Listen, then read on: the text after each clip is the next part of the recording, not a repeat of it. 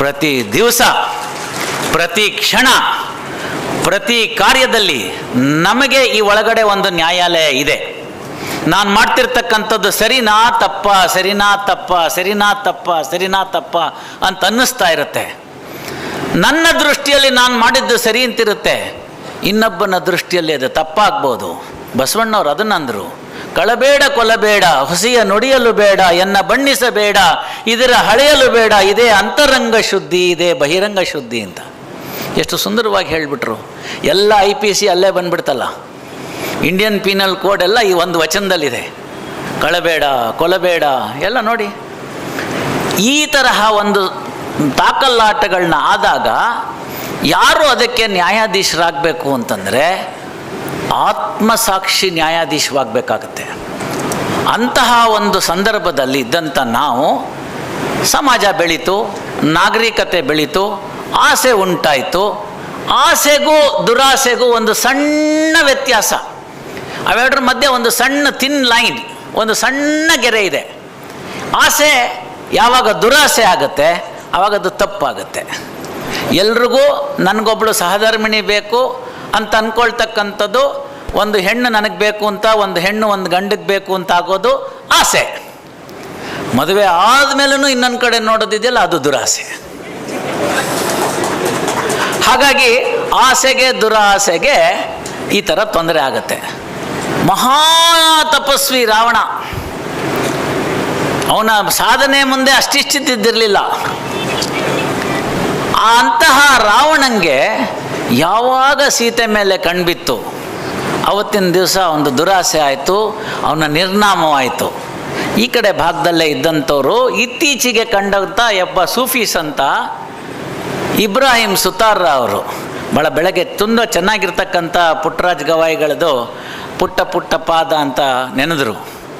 ಇಬ್ರಾಹಿಂ ಸುತಾರನ್ನು ಹಾಗೆ ಹೇಳ್ತಾರೆ, ಗುರುವಿನ ಕರುಣೆಯು ಆಗಬೇಕಾದರೆ ಗರ್ವವ ಬಿಡಬೇಕು ಅಂತ. ನೋಡಿ, ಅದರಲ್ಲೂ ನ್ಯಾಯಾಧೀಶರ ಸ್ಥಾನ ಎಲ್ಲ ಬಂತು. ಗುರುವಿನ ಕರುಣೆ ಆಗಬೇಕಾದ್ರೆ ಗರ್ವವ ಬಿಡಬೇಕು ಅಂತ. ಅಲ್ಲೇ ಮುಂದೆ ಹೇಳ್ತಾ ಇರ್ತಾರೆ, ಪರಸ್ತ್ರೀಯನ್ನು ಪಾರ್ವತಿ ಎನ್ನಬೇಕು ಅಂತ. ಭಸ್ಮಾಸುರನ ನೆನೆಸ್ಕೊಳ್ಳಿ, ಒಳ್ಳೆ ತಪಸ್ಸು ಮಾಡ್ತಾನೆ, ಈಶ್ವರನ ಹೊಲಿಸ್ಕೋತಾನೆ, ಎಲ್ಲ ಮಾಡ್ತಾನೆ. ಅವನ ಕೊನೆಗೆ ತಪಸ್ಸಿಗೆ ಹೊಲ್ದು ಬಂದ್ಬಿಟ್ಟು ಏನು ಬೇಕೋ ವರ ಕೇಳು ಅಂದರೆ ನೋಡ್ತಾನೆ ಪಕ್ಕದಲ್ಲಿ ಪಾರ್ವತಿ ಇರ್ತಾಳೆ, ಪಾರ್ವತಿನ ಕೊಡು ಅಂದ್ಬಿಡ್ತಾನೆ. ಅವಾಗ ಓಡೋಕ್ಕೆ ಶುರು ಮಾಡ್ತಾರವರು. ಎಲ್ಲ ತೊಂದರೆಗಳಿಗೆ ಆದಂಥದ್ದು ಈ ದೇಶದಲ್ಲಿ ಇದ್ದಂತಹ ನ್ಯಾಯ ವ್ಯವಸ್ಥೆ. ಯಾವ ಬ್ರಿಟಿಷರಿಗೆ 14ನೇ ಶತಮಾನದ ತನಕ ಅಪರಾಧ ಅಂದರೆ ಏನು ಅಂತ ಗೊತ್ತಿರಲಿಲ್ಲ. ನಾನು ಹೇಳಿದ್ರೆ ಇದಕ್ಕೆ ಉತ್ಪ್ರೇಕ್ಷೆ ಅನಿಸುತ್ತೆ. ಅವರ ಪಾಶ್ಚಾತ್ಯದಲ್ಲಿರ್ತಕ್ಕಂಥ ಒಬ್ಬ ವಿದ್ವಾಂಸ ಪ್ರೊಫೆಸರ್ ಕೆನ್ನಿ ಅಂತ, ಜೂರಿಸ್ಟ್ ಅವನು. ಆ professor Kenny outlines of criminal ಲಾ ಅಂತ, ಅಂದರೆ ಅಪರಾಧ ಶಾಸ್ತ್ರಗಳದ ಅವಲೋಕನ ಅಂತಕ್ಕಂಥ ಒಂದು ಕೃತಿಯನ್ನು ರಚಿಸ್ತಾನೆ. ಆ ಕೃತಿ ರಚಿಸುವಾಗ ಹೇಳ್ತಾನೆ, 14ನೇ ಶತಮಾನದ ಆದಿಯಲ್ಲಿ ಕೂಡ ಬ್ರಿಟಿಷರಿಗೆ ಅಪರಾಧದ ಕಲ್ಪನೆಯೇ ಇರಲಿಲ್ಲ ಅಂತ. ಅಂಥವ್ರು ಮಾಡಿಕೊಟ್ಟಂಥ CRPC, ಅಂಥವ್ರು ಮಾಡಿಕೊಟ್ಟಂಥ CRPC ಇಟ್ಕೊಂಡು ನಾವು ಇವತ್ತಿಗೂ ಗುಲಾಮ್ರಾಗ್ ಅದನ್ನೇ ಮಾಡ್ತಾ ಇದ್ರೆ ಎಲ್ಲಿ ನ್ಯಾಯ ಸಿಗುತ್ತೆ?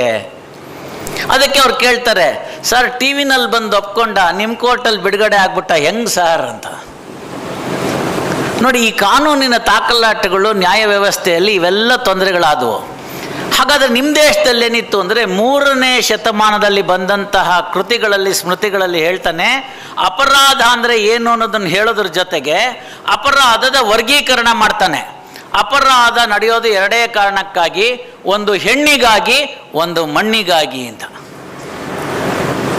ಇಂತಹ ದೇಶದಲ್ಲಿ ಹಲವಾರು ಸಂಸ್ಕೃತಿಗಳ ಒಂದು ನಮ್ಮ ಮೇಲೆ ಕಾಲಾನುಗಟ್ಟದಲ್ಲಿ ಆಗ್ತಾ ಬಂದಿದ್ದರಿಂದ ನಮ್ಮ ನ್ಯಾಯ ಪದ್ಧತಿ ಸ್ವಲ್ಪ ಹಿಂದಕ್ಕೆ ಸರ್ಕೊಂಡು ಹೋಗಿ ಹೊಸ ನ್ಯಾಯ ಪದ್ಧತಿಗಳು ಬಂದವು.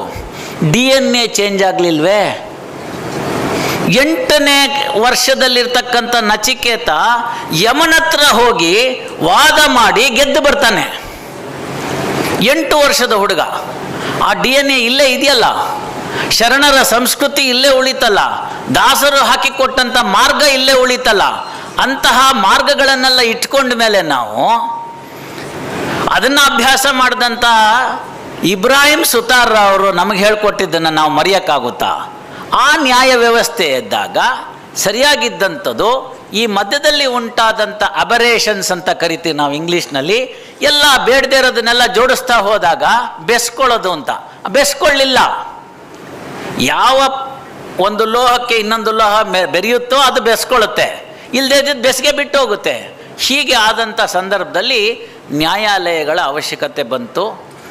ಅದಾದ ನಂತರ ನಮಗೆ ಸ್ವಾತಂತ್ರ್ಯ ಬಂತು.